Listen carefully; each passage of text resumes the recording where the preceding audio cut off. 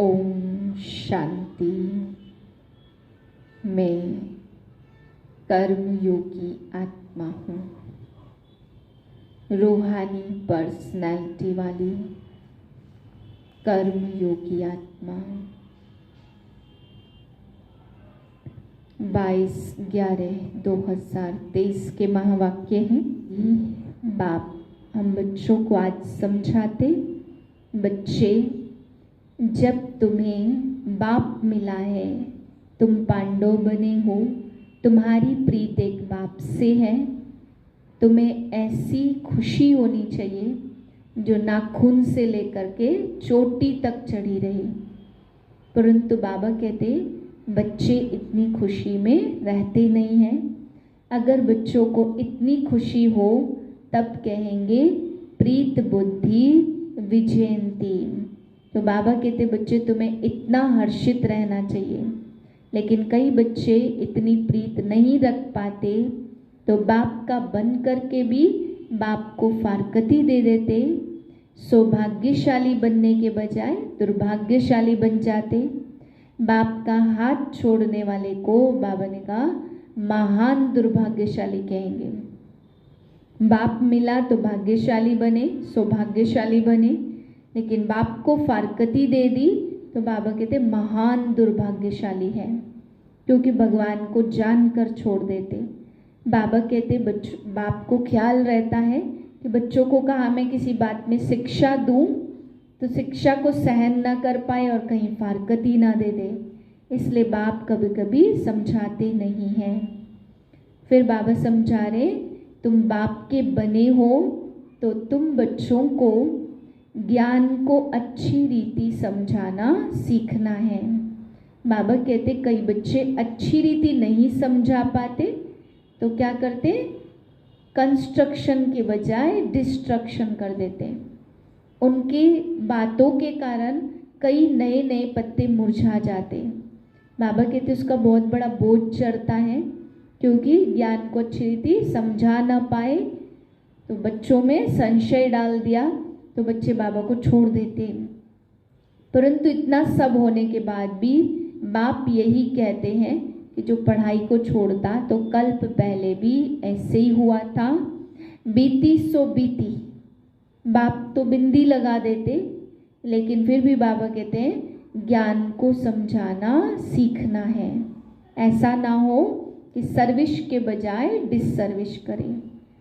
बाबा कहते बच्चे जो सर्विस करेगा उसकी प्रजा भी बनेगी, और प्रजा बनाएंगे तो वारिश भी तैयार करना है, क्योंकि वारिश भी चाहिए और प्रजा भी चाहिए। फिर बाबा ने आज सवाल पूछा कि बाप को क्या परम धाम में संकल्प उठा होगा कि मैं धरती पर जाऊं, राजयोग सिखाऊं। पहले से ही संकल्प उठता होगा या जब आने का समय है जब संकल्प उठता होगा। फिर बाबा कहते हैं भल अंदर में ज्ञान इमर्ज है, मर्ज रूप में सारा ज्ञान है, परंतु जब आने का समय होता है तभी वो ज्ञान बाबा का इमर्ज होता, तभी वो पाठ चलता है। मीठे बच्चे तुम ब्राह्मणों का यह नया झाड़ है, इसकी वृद्धि भी करनी है तो संभाल भी करनी है, क्योंकि नए झाड़ को चिड़ियाएं खा जाती हैं। प्रश्न है ब्राह्मण झाड़ में निकले हुए पत्ते मुरझाते क्यों हैं, कारण और निवारण क्या है। उत्तर है बाप जो ज्ञान के वंडरफुल राज सुनाते हैं, वह न समझने के कारण संशय उत्पन्न होता है, इसलिए नए नए पत्ते मुरझा जाते हैं, फिर पढ़ाई छोड़ देते हैं। इसमें समझाने वाले बच्चे बहुत होशियार चाहिए। अगर कोई संशय उठता है तो बड़ों से पूछना चाहिए, उत्तर नहीं मिलता तो बाप से भी पूछ सकते हैं। गीत है प्रीतम आन मिलो दुखिया जिया बुलाए। ओम शांति। गीत तो बच्चों ने बहुत बार सुने हैं। दुख में भगवान को सभी बुलाते, तुम्हारे पास तो वह बैठे हैं, तुमको सभी दुखों से लिबरेट कर रहे हैं। तुम जानते हो बरोबर दुखधाम से सुखधाम ले जाने वाला सुखधाम का मालिक बतला रहे हैं। वह आया हुआ है, तुम्हारे सम्मुख बैठा हुआ है और राजयोग सिखला रहा है। यह कोई मनुष्य का काम नहीं है। तुम कहेंगे परमपिता परमात्मा ने हमको मनुष्य से देवता बनाने के लिए राजयोग सिखाया। मनुष्य मनुष्य को देवता नहीं बना सकते। मनुष्य से देवता किए करत न लागी वार। यह किसकी महिमा है? बाबा की। बरोबर देवताएं तो सतयुग में होते हैं। इस समय देवताएं तो होते नहीं, तो जरूर स्वर्ग की स्थापना करने वाला ही मनुष्य को देवता बनाएगा। परमपिता परमात्मा जिसको शिव भी कहते हैं, उनको यहाँ आना पड़े पतितों को पावन बनाने। अब वह आए कैसे? पतित दुनिया में श्री कृष्ण का भी तन मिल न सके। मनुष्य तो मूझे हुए हैं। अब तुम बच्चे सम्मुख सुन रहे हो।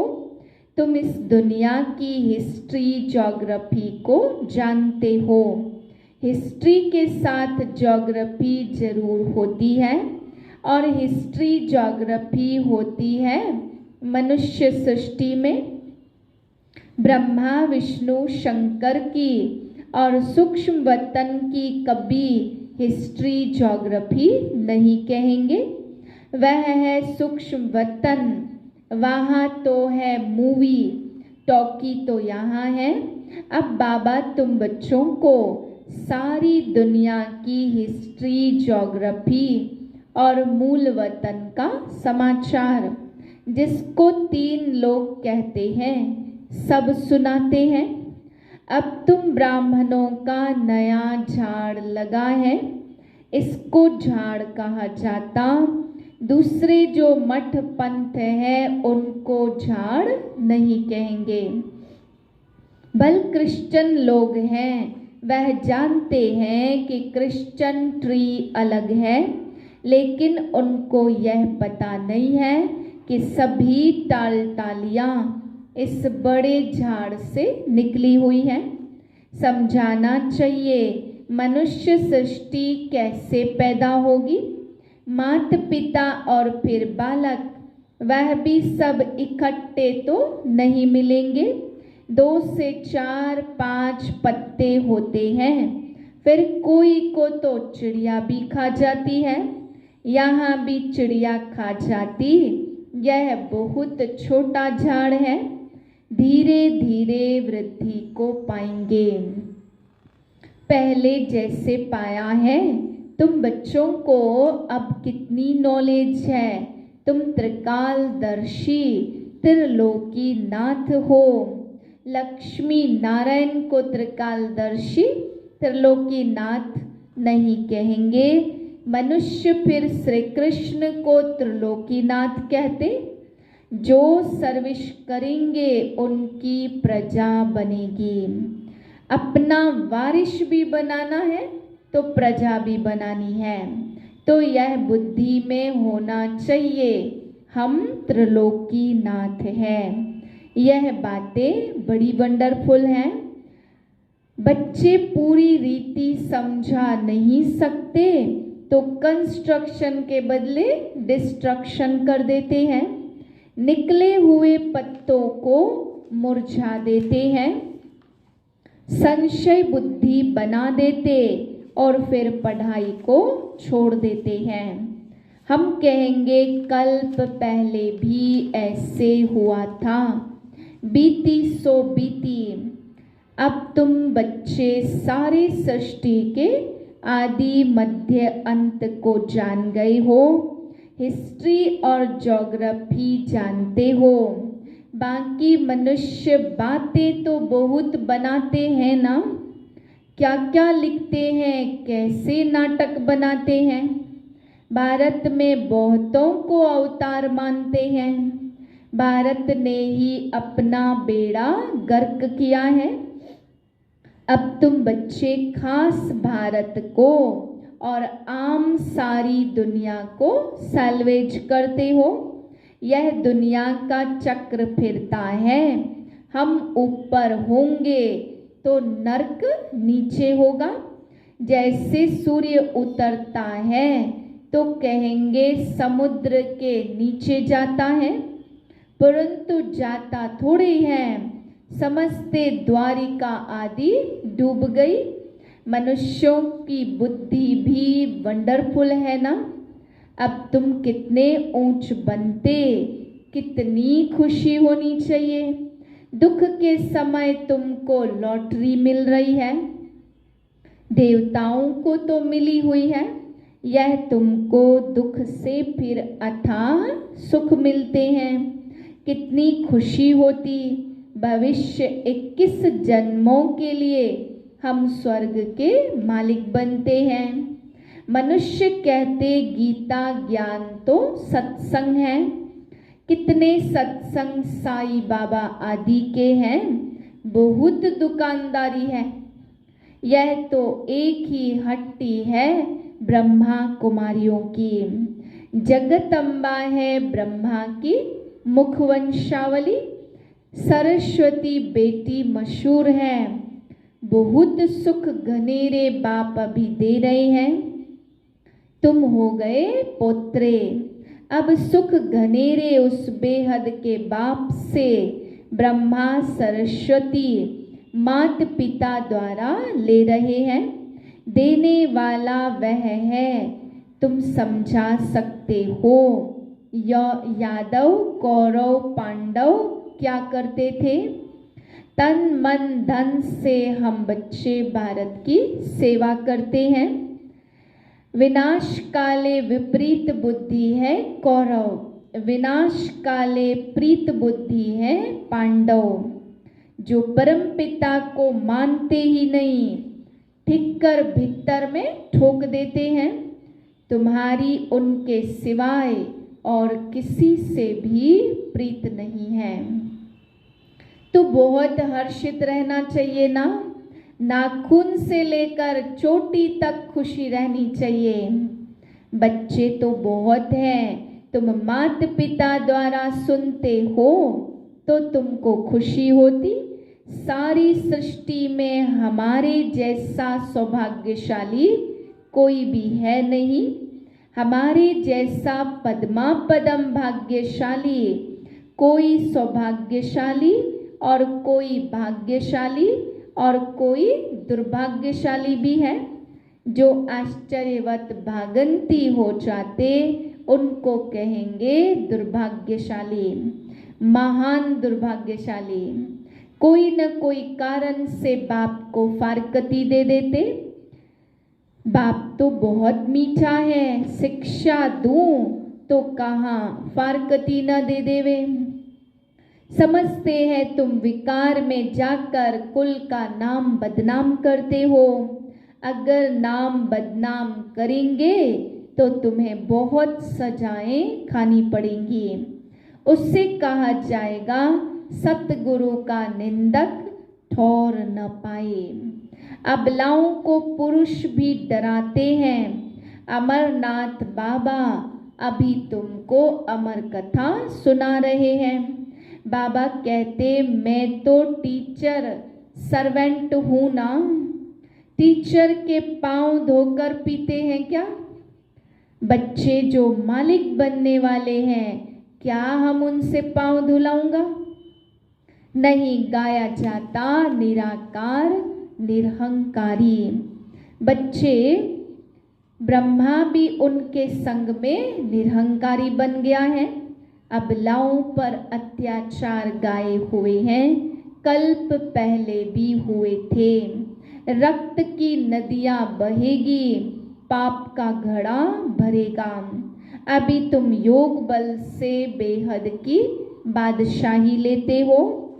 तुम जानते हो हम बाप से अटल अखंड बादशाही लेते हैं।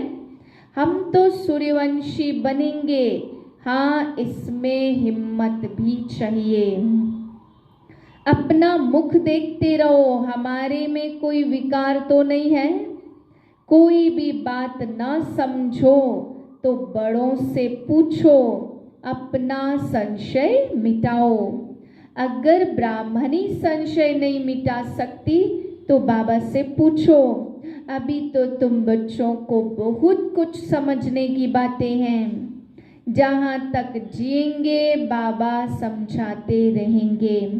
बोलो अभी तो हम पढ़ रहे हैं, बाबा से हम पूछेंगे, या तो बोलो यह बातें अब तक बाबा ने समझाई नहीं है।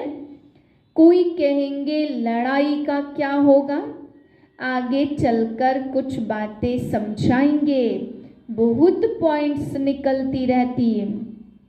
बाबा त्रिकालदर्शी है, समझा सकते हैं, परंतु बाबा ने अभी बतलाया नहीं है। अर्जी हमारी, मर्जी उनकी। अपने को छुड़ा लेना चाहिए। गार्डन में बाबा ने बच्चों से प्रश्न पूछा। बाबा है ज्ञान का सागर, तो जरूर वह ज्ञान डांस करता होगा।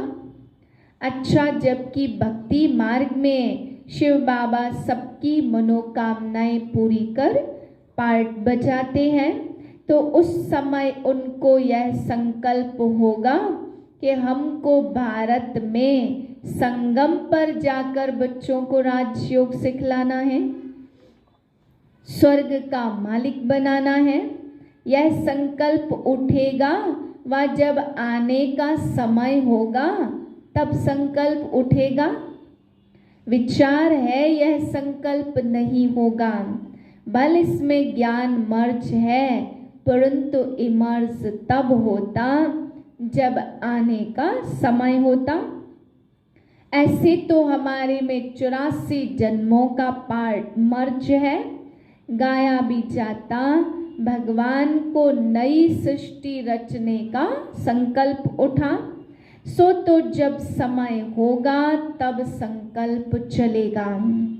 वह भी ड्रामा में बंधायमान है। यह बहुत गुह्य बातें हैं। अच्छा, मीठे मीठे से खिलते बच्चों प्रति माता पिता बाप दादा का याद प्यार, गुड मॉर्निंग। रूहानी बाप की रूहानी बच्चों को नमस्ते। हम रूहानी बच्चों की रूहानी बाप को नमस्ते। रात्रि क्लास बच्चे जब यहाँ आकर बैठते हैं तो बाप पूछते, बच्चे शिव बाबा को याद करते हो? फिर विश्व की बादशाही को याद करते हो?